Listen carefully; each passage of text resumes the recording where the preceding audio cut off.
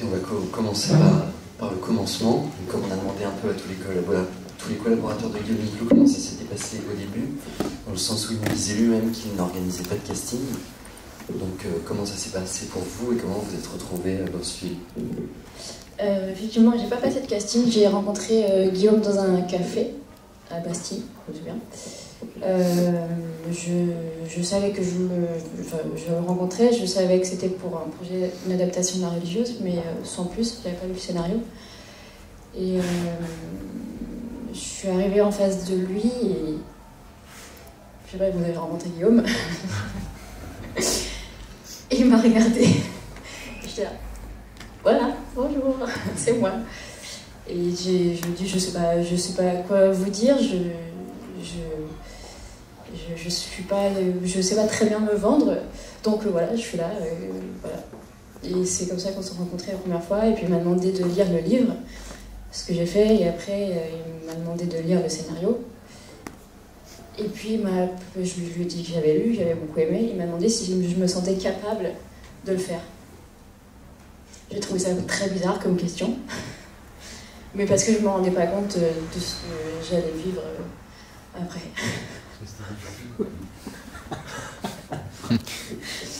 Il y a eu déjà toute la préparation pendant un an, où moi, de mon initiative, j'ai été dans plusieurs couvents, rencontrer des religieuses pour parler avec elles.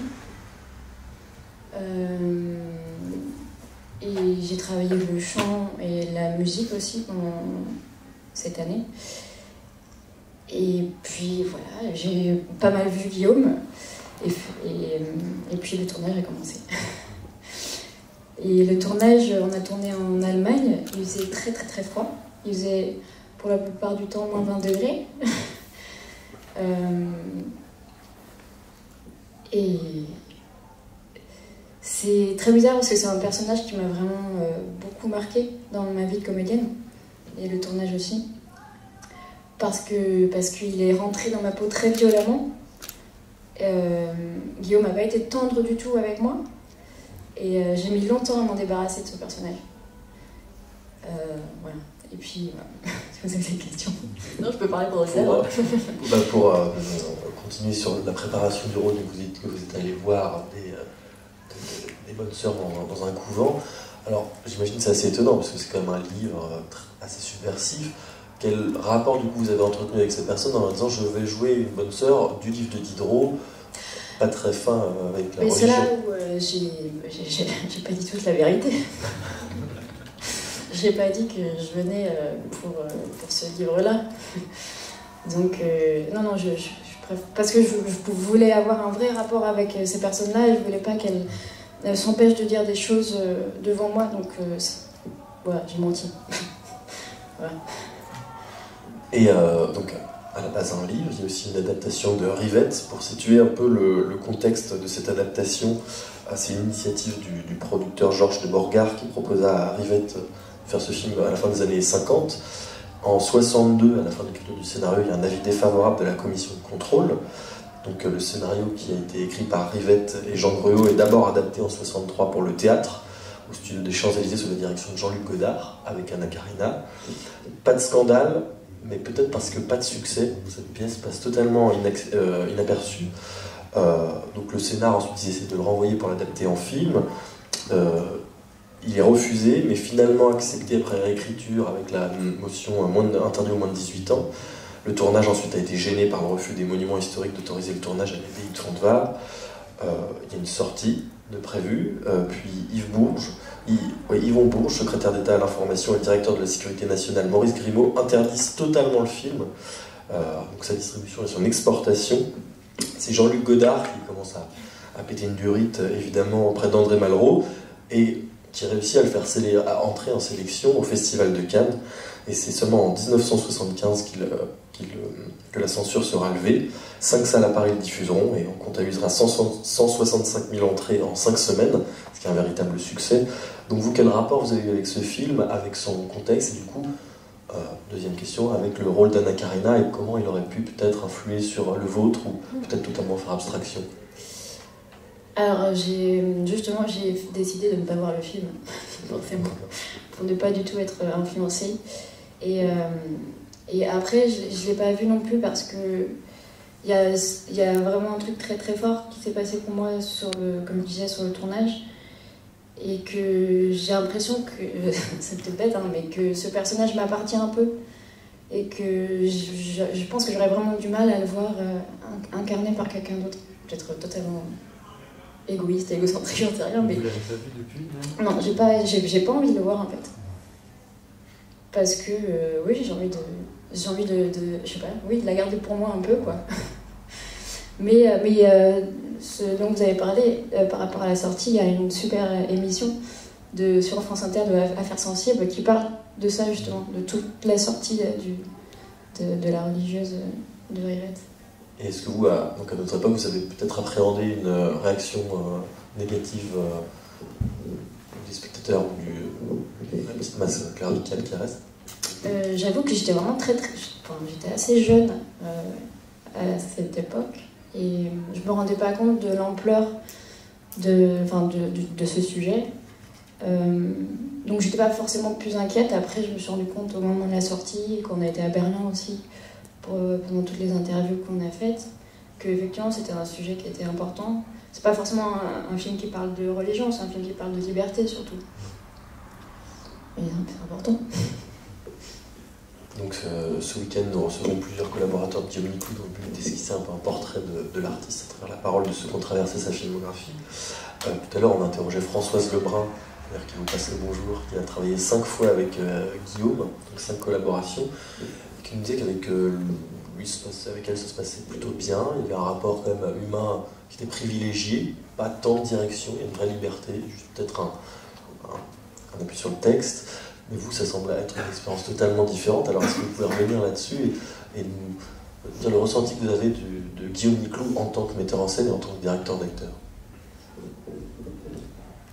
Donc c'est un metteur en scène qui m'a fait changer ma vision de ce métier. Parce que j'ai été... je sais pas comment dire. Sa façon d'être avec moi et puis la façon dont moi je me suis vraiment laissée emporter. J'ai vraiment été très très très loin d'une espèce d'abnégation de moi-même. C'est très bizarre à dire parce que ça fait très... je me souviens quand Marion Cotillard avait dit ce genre de choses qu'il y avait beaucoup de gens qui avaient rigolé, mais il y a un moment quand on vit des moments comme... Parce qu'effectivement c'est un film, mais tous les moments qu'on voit dans le film, c'est des scènes qui ont été tournées. Il fait très froid, il y a quand même une certaine violence, et même si on sait que c'est du jeu, il y a un moment où forcément ça nous atteint. On est humain avant tout. Et donc, au fur et à mesure, je sais que, parce que j'ai écrit un journal de bord pendant tout le tournage, enfin, j'ai essayé et je me suis arrêtée en fait, je sais pas, à la moitié du film, du tournage. Et quand j'ai relu ce truc, je me suis rendu compte à quel point j'avais été, c'est comme si j'avais été prise en otage en fait.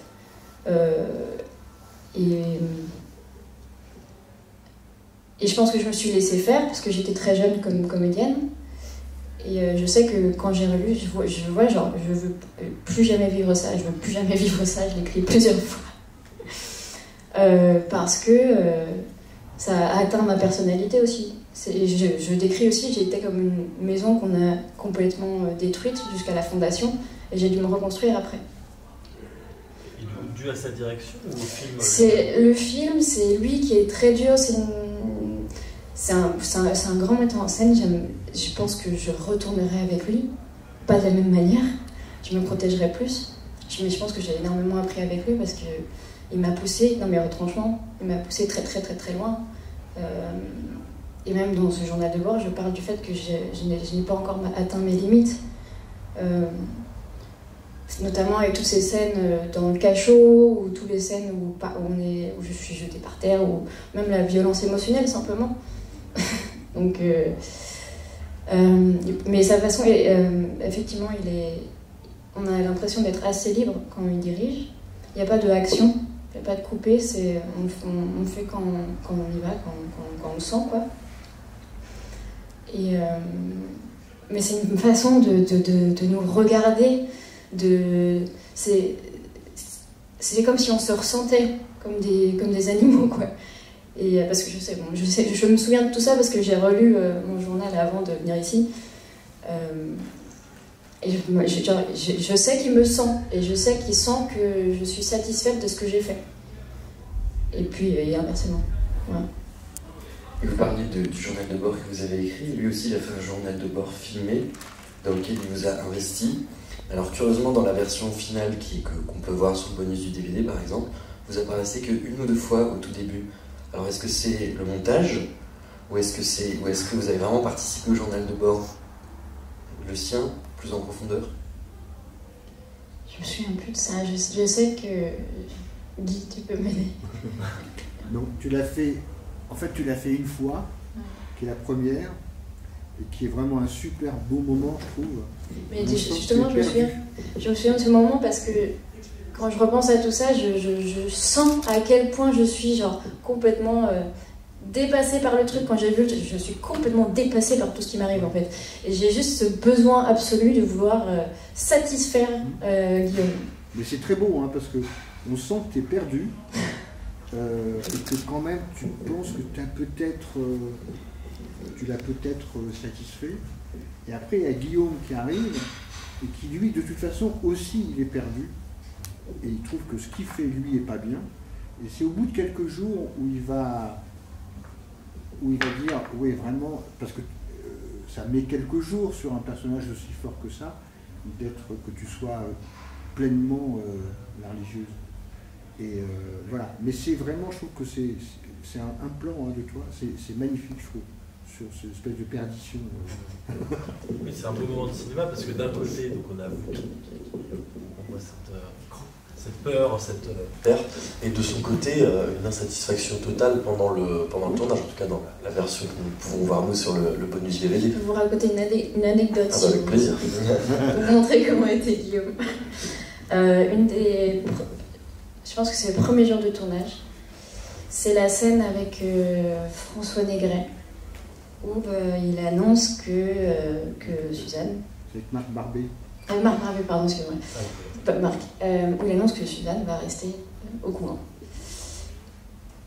Et on fait des plans sur moi, et au bout d'un moment, Guillaume arrête le tournage. Il fait sortir tout le monde, il vient me voir, et il voulait qu'il y ait une émotion très très très forte qui sorte de moi, des larmes et tout ça, et j'étais tellement... Et il est venu me voir et m'a dit, si tu n'y arrives pas à faire cette scène-là, on arrête le tournage pour aujourd'hui. Et tu auras ça sur les épaules. Voilà. Après, c'est une bonne façon de manipuler aussi. Hein. Oui, mais du coup, tu l'as fait. Mais du coup, j'ai passé tout le déjeuner à pleurer déjà, parce que j'y arrivais pas. Et après, on a repris. Et oui, ça, et c'est pas cette prise-là qu'on a montée finalement. Et donc vous dites que ce tournage a changé votre vision de votre métier, mais du coup, positivement quand même? J'ai beaucoup grandi avec ce tournage. J'ai mis beaucoup de temps à m'en remettre. Et j'ai eu beaucoup de mal à tourner avec d'autres metteurs en scène après, parce que j'avais besoin de ce niveau d'exigence que Guillaume a. Oui, parce que je casse un peu du sucre sur son dos. Mais... non, c'était très exigeant, il sait ce qu'il veut. Je pensais qu'il savait ce qu'il voulait. Et donc oui, c'est important. Enfin, avant, c'était le début de ma carrière. Et je prenais, je pense, plus à la légère ce métier. Et avec ce personnage et Guillaume, ça m'a permis de me rendre compte que c'était un vrai travail et qu'il fallait travailler énormément et travailler toujours et encore. Que notre corps, c'était notre instrument, notre voix, c'est notre instrument, qu'il faut travailler ça tous les jours. Donc je pense que oui, c'est comme ça que ça a permis de changer ma vision. Le rapport aux autres actrices, parce que vous disiez vous étiez une jeune comédienne et vous étiez avec Françoise Lebrun qu'on a vu tout à l'heure, Isabelle Huppert aussi. Est-ce qu'elles étaient bienveillantes? Est-ce qu'elles se rendaient compte que c'était difficile pour vous? Est-ce qu'elles vous apprenaient des choses aussi? Françoise Lebrun était très très très bienveillante avec moi. Donc à l'image de ce personnage. Oui. Je pense que tout le monde sur le plateau se rendait compte de ce que je vivais. Avec Isabelle, c'était... J'aime beaucoup Isabelle. J'étais très fan d'Isabelle avant de la rencontrer. Encore maintenant. Mais c'est une machine de guerre. Comme comédienne. C'est une femme très gentille, très généreuse en dehors du plateau, mais c'est une machine de guerre. Elle, c'est un rouleau compresseur. Dans quel sens? Elle prend la place, elle aime prendre la place, et je pense qu'elle est très exigeante envers elle-même, donc il faut qu'elle soit à son maximum pour elle, qu'elle soit satisfaite d'elle-même, avant tout, je pense. Du coup, c'est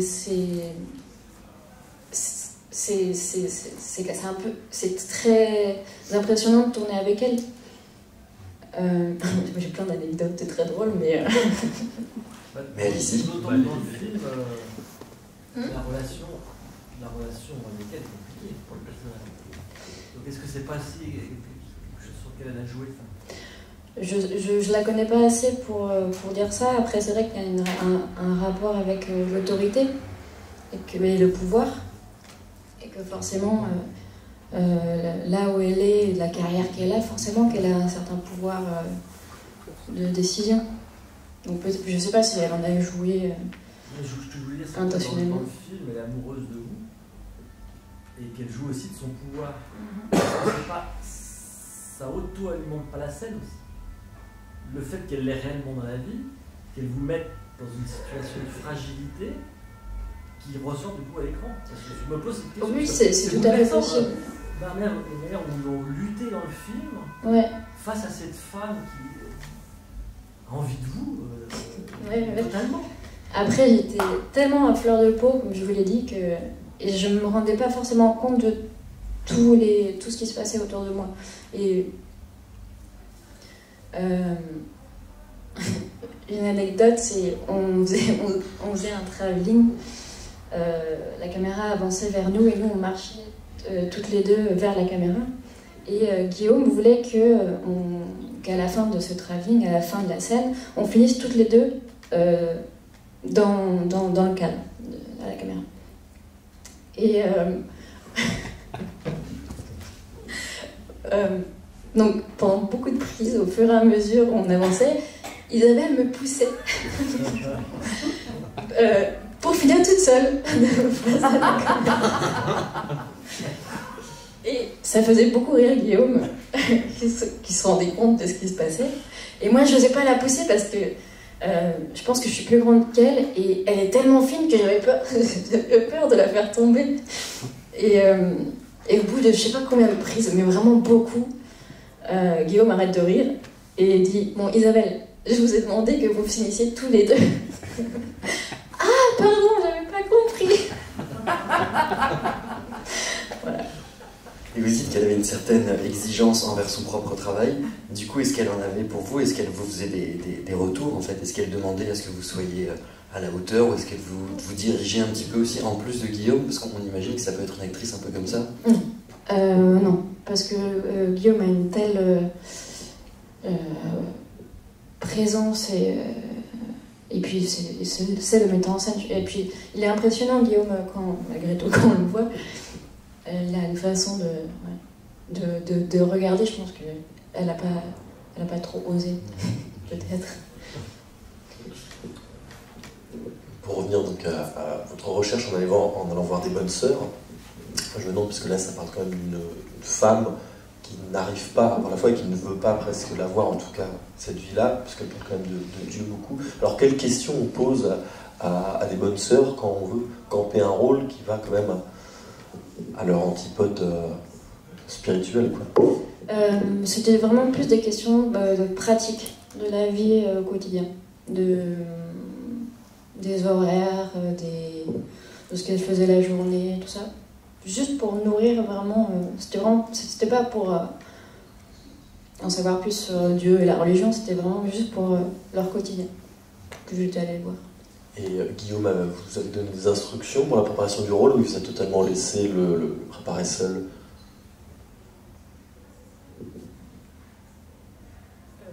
Ce qui semble que nous, ce qu'il nous a dit, j'ai noté, c'est donc pour le casting, je l'ai vu arriver, je me suis dit, c'est elle, fin du casting. Et après, sur le plateau, c'était bien, c'est très bien. Ouais. Donc c'est vrai, il y a rien eu entre les deux. Il y a eu toute la préparation des chansons et du piano. Mais on n'a pas fait de répétition. Je me souviens plus. Il y a des trucs que j'ai effacés de ma mémoire, je pense. Et c'est réellement vous Peut-être lecture. Pardon? C'est réellement vous qui chantez. Ah oui, ça s'entend. Non, mais c'est sûr. Ah, c'était dur parce que c'était. Enfin, moi je trouve que je suis pas à la hauteur de toutes les personnes qui m'entourent à la chanson. Mais du coup, il y a une fragilité qui est intéressante, je pense, pour le personnage. Mais dans le scénario, elle était vraiment décrite comme une chanteuse extraordinaire. Du coup, je l'ai bof, quoi. Ce qui semble être la qualité de Guillaume Niclou en tant que metteur en scène et directeur d'acteur, c'est son exigence, c'est ça le fondement, et vous avez eu du mal à le retrouver chez d'autres personnes. Donc est-ce que maintenant cette exigence-là, elle s'inscrit comme une référence dans ce que vous cherchez chez d'autres cinéastes depuis Guillaume Niclou? Non, mais c'est une exigence que je m'impose moi par rapport à mes rôles, mes personnages. Et aussi à juste ce métier de comédienne où il faut pratiquer. Du coup, faire des stages, essayer des choses. Et puis quand on travaille un rôle, le travailler à fond. Et pas juste ce qu'il y a dans le scénario. Essayer de savoir, je sais pas, quand on rencontre un personnage, savoir quelle était sa vie avant, d'où elle vient. Et essayer de le construire un peu. Parce que c'est une personne comme vous et moi, quoi. Voilà, donc j'essaye d'être exigeante envers moi-même, surtout. Est-ce que vous étiez familière de son cinéma avant et aujourd'hui, maintenant, est-ce que vous regardez ce qu'il fait? Alors Guillaume fait toujours partie un peu de mon quotidien parce que j'ai rencontré mon compagnon sur son film. Il travaille sur tous les films de Guillaume. Du coup, je vois tous les films de Guillaume, forcément. Et il m'avait demandé de voir un de ses films, La Clé, pour une scène en particulier. Mais sinon, j'avais pas vu. J'ai découvert tous ses films après le tournage. Vous vous souvenez de quelle scène? C'est la scène avec. La Clé, c'est avec Marie-Gillin, c'est ça? Ouais. Une scène où Marie-Gillin fond en larmes, je pense. Ah, avec Canet, oui. Oui, c'est ça. J'aurais dû anticiper, j'aurais dû savoir que c'était pour ça. Et alors du coup, pour parler un peu plus de vous personnellement, est-ce que le métier d'actrice était une vocation qui est arrivée très jeune? C'était plutôt un sauvetage, je pense. Non, c'est arrivé, j'ai commencé à faire du théâtre, donc je suis belge, donc j'ai fait mes études en Belgique. J'ai fait des études de ce qu'on appelle des humanités artistiques, où j'allais le matin à l'école et l'après-midi au conservatoire. Donc j'ai commencé comme ça. Voilà. Et puis mon premier film, c'était Élève libre de Joachim Lafosse. Et je suis arrivée là-dessus parce que j'ai vu une annonce sur internet qui disait cherche une jeune fille à la fragile. Je fais bah c'est moi. Et voilà. Et puis j'ai passé le casting, mais je n'étais pas du tout familière avec le cinéma. J'avais presque rien vu. Et même quand j'ai eu le rôle pour le film de Joachim, je disais à ma grand-mère oui, c'est un film, je sais pas, c'est pour la télé. Et un an plus tard, il y a eu Cannes, etc. Donc j'ai vraiment découvert ce métier d'actrice. J'ai mis des pieds dedans sans savoir ce qui allait m'arriver, quoi. Et à aucun moment vous avez voulu en repartir, ou même particulièrement sur le tournage, quand vous dites que c'était difficile? C'était compliqué parce que j'étais vraiment prise en otage psychologiquement. Et je l'ai totalement accepté aussi, hein, c'est plutôt un syndrome de Stockholm. J'ai perdu 10 kilos sur le film. Je me souviens que mon père était très énervé. Je pense que s'il avait croisé Guillaume, après le tournage, il aurait... Voilà. Parce que je suis revenue à la maison vraiment déjà très très malade. Et apparemment avec une tête assez particulière. Le froid le froid, la fatigue. Pardon? Mais ça reste quand même un beau souvenir. Par exemple, vous le regardez le film, parce qu'on a l'impression que c'est un peu terrifiant tout ça. Oui, c'est terrifiant. C'est terrifiant humainement. Après, c'est des expériences qui forgent des caractères. Et je le referai, en fait. Je pense que je le referai. J'étais vraiment très jeune. Et, moi, je trouve qu'il y avait une... Je ne sais pas si Guillaume s'en est rendu compte de ça, mais qu'il y a eu une emprise psychologique. Parce que je dis tout ça parce que quand je relis le journal que j'ai écrit, c'est très très fort. La façon dont je parle de ma relation avec Guillaume, c'est très très particulier. Et il avait une emprise sur moi. Et je voulais tout faire pour qu'il soit content de moi, pour qu'il vienne me tapoter sur la tête et me dire c'était bien. C'est ce qu'il a fait à la fin du tournage quand même. Il m'a tapoté sur la tête.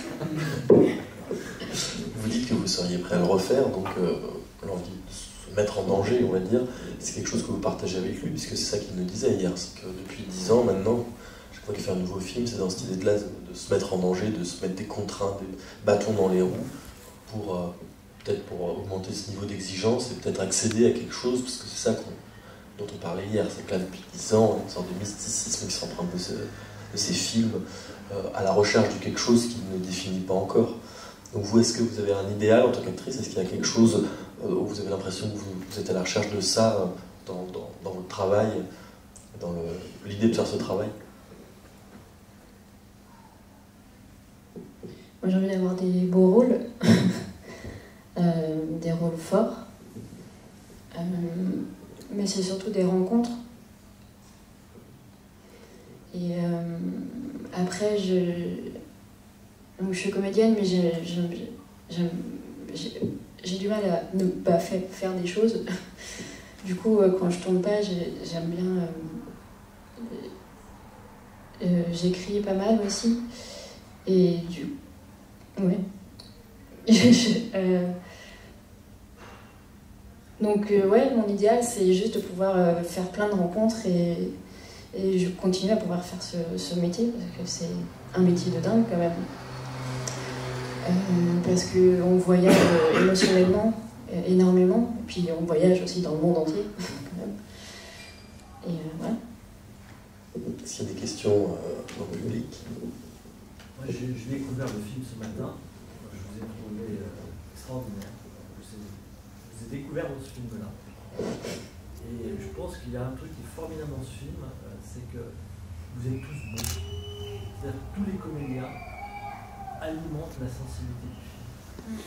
Et ça contribue beaucoup à faire ressortir votre rôle particulièrement. Et puis il y a quelque chose de moderne aussi qui m'a plu dans ce film, c'est le combat des femmes. En fait, moi, j'aime pas trop les films en costume d'habitude. Et en fait, c'est cette modernité-là qui m'a plu dans ce film, avec tout ce qui se passe en ce moment-là. C'est d'enfermement, d'échapper à un enfermement, de garder, coûte que coûte, l'envie de sortir. Et avec cette extrême sensibilité, peut-être c'est aussi ça qui a été nécessaire au tournage, parce qu'on vous sent tout le temps non révolté physiquement, mais avec la révolte intérieure. Je pense que l'alimentation aussi de tous les autres comédiens a été fondamentale pour la justesse de ce film. Vous en pensez quoi? Je pense que tous les comédiens sont arrivés... c'est particulier de tourner dans un couvent. C'est quand même empreint d'une histoire. Et puis il y a tous les trucs des costumes, tout ça. Je pense que quand les comédiens au fur et à mesure arrivaient, effectivement, ils étaient plongés, immergés dans un monde. Et que le texte était beau, était bien écrit, c'est une belle langue. Et que ça permet aussi de se fondre facilement dans une époque. Et je sais qu'ils ont tous, vraiment tous, fait leur maximum. Enfin, je sais qu'ils sont beaucoup donnés, tous, pour ce film. Et vous parliez tout à l'heure de votre père qui était très inquiet, alors du coup ça m'interroge sur ce qu'il a pensé du film en le voyant, est-ce qu'il a pensé que ça valait la peine, et est-ce que vous aussi, en voyant le résultat, vous avez pensé que tout ça valait le coup, effectivement, parce qu'effectivement c'est un grand film et dedans vous êtes très impressionnante, donc on a presque envie de dire que la souffrance est presque nécessaire pour un résultat parfois. Qu'est-ce que vous en avez pensé dans votre famille?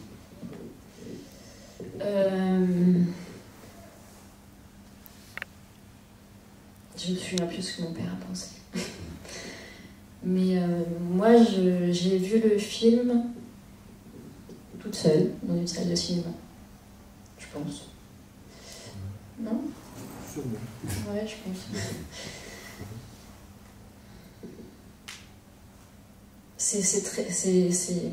Déjà, c'est difficile de se voir. Et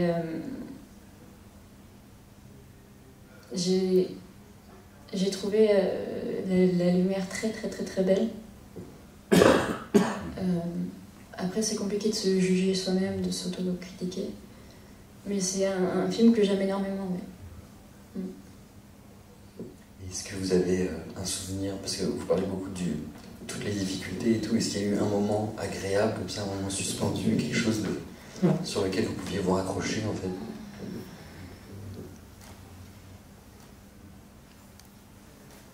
En soi, le tournage était chouette. Hein. Enfin, mis à part pour certaines scènes sur le plateau qui étaient très compliquées, j'ai été très très bien entourée par l'équipe. Et donc, un moment particulier. Je me souviens que au piano, je me suis retrouvée dans la maison familiale à répéter toute seule parce que j'avais besoin de pratiquer sur le piano même, et que du coup je restais après le tournage le soir, j'ai fait ça plusieurs jours pour pouvoir vraiment répéter beaucoup. Et voilà, ça c'est un moment que j'ai affectionné particulièrement parce que j'étais toute seule dans cette maison. Enfin, ça travaillait à gauche à droite, mais j'avais l'impression d'être toute seule. Et c'était très agréable. Parce que j'étais, je sais pas, avec moi-même et dans cette maison qui était très belle d'ailleurs. Non mais c'est vrai, on a l'impression que j'ai vécu un enfer, mais j'ai quand même rencontré mon compagnon, donc ça veut dire quelque chose. J'ai noué des liens très forts avec les personnes qui ont travaillé sur ce film. Il y a notamment la maquilleuse qui m'a accompagnée beaucoup après sur d'autres tournages. Même toute l'équipe du maquillage et tout ça ont fait mon court-métrage. Françoise Lebrun a tourné dans mon court-métrage aussi. Donc il y a des choses qui se sont passées, quand même, des belles choses. Et oui, et puis j'en rigole après, mais une autre anecdote, je me souviens que dans les loges, Guillaume ne voulait pas qu'il y ait une musique pour qu'on puisse se concentrer.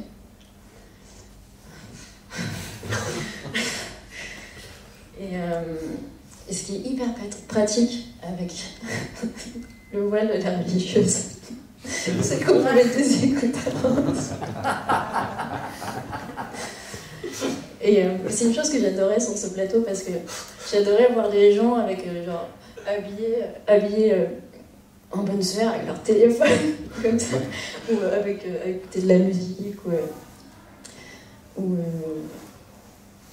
on était obligés de manger avec des sacs poubelles, des sacs plastiques sur nous pour protéger parce que c'était chiant à enlever, et puis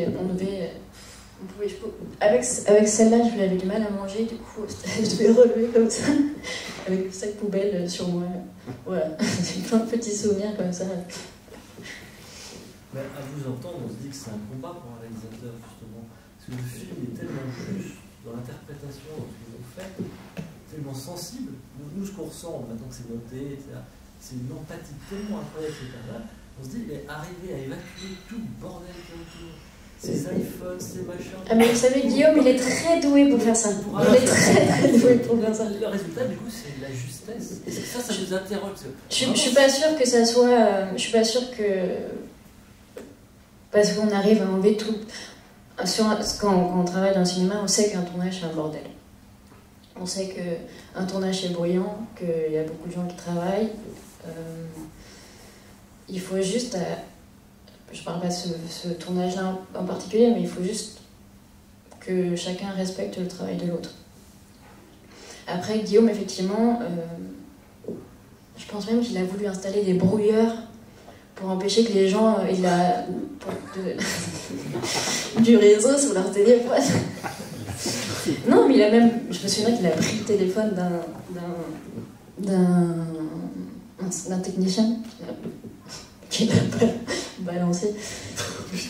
Non, mais voilà, effectivement, il a besoin que les gens soient concentrés, il a besoin que les gens soient... Et c'est bien, effectivement, c'est son exigence à lui. Il a besoin que les gens soient aussi investis que lui-même sur ses films. C'est pas le cas sur tous les films. C'est compliqué d'avoir l'attention, parce qu'il y a beaucoup de moments d'attente quand on a fini, par exemple, quand les techniciens, les électriciens ont fini leur travail, ils doivent attendre puisqu'on a tourné la scène. Donc voilà, c'est des moments qui sont... voilà, où il faut attendre. Et c'est vrai que voilà, Guillaume imposait sa façon de faire. Et ça, du coup, ça n'a pas été très bien accepté non plus par les techniciens. Et puis on travaillait avec des techniciens allemands aussi. Donc il y a aussi tout le truc de la langue qui était plus compliqué. Donc voilà, mais c'est oui, c'est une phase. Je sais pas s'il fait ça sur tous ses plateaux, d'être aussi strict sur les pas de téléphone et tout ça, mais ouais. Une autre question dans le public. Parce que là, on va vous poser deux questions qu'on pose à toutes les personnes que l'on reçoit, dans le cadre de cette rétrospective, mais aussi le reste du temps.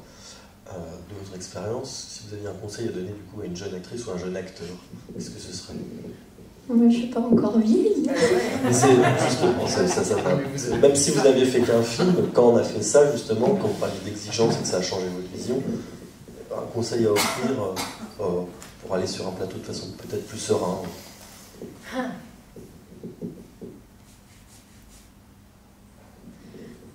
De pas se laisser emmerder. C'est un truc que moi je vis souvent sur les plateaux. Surtout quand on est comédienne, une femme. C'est compliqué de... Donc, les gens trouvent ça très bizarre, par exemple, quand on demande du silence sur un plateau ou que l'on parle doucement sur un plateau pour que les comédiens puissent se concentrer. Et du coup, dès qu'une comédienne a une exigence, enfin une exigence, demande un peu de silence, machin, ça passe tout de suite pour des caprices. Alors que non, c'est juste que un comédien travaille avec ses émotions. Donc, on peut pas, on n'est pas des marionnettes, on n'est pas des, ça peut pas sortir comme ça. Donc forcément, qu'on doit aller chercher des choses à l'intérieur de nous pour produire une émotion. Donc c'est normal que on dit pas à des gens, à des musiciens d'un orchestre philharmonique qui sont en train d'accorder leurs instruments, genre avant un concert, on trouve pas ça bizarre. Pourquoi est-ce que pour un comédien ou une comédienne, on trouve ça bizarre? Pourquoi est-ce que ça passe tout de suite pour des caprices? Je fais un coup de gueule. Donc, pour pas se laisser emmerder. Pas se laisser emmerder. Et pas se laisser bouffer par tout ce qui se passe autour et avoir le droit de dire j'ai besoin de me concentrer. J'ai besoin de calme et de silence et j'ai besoin de me concentrer. Voilà. Et la deuxième question, pour un jeune cinéaste, un conseil en tant qu'actrice à offrir à un jeune cinéaste.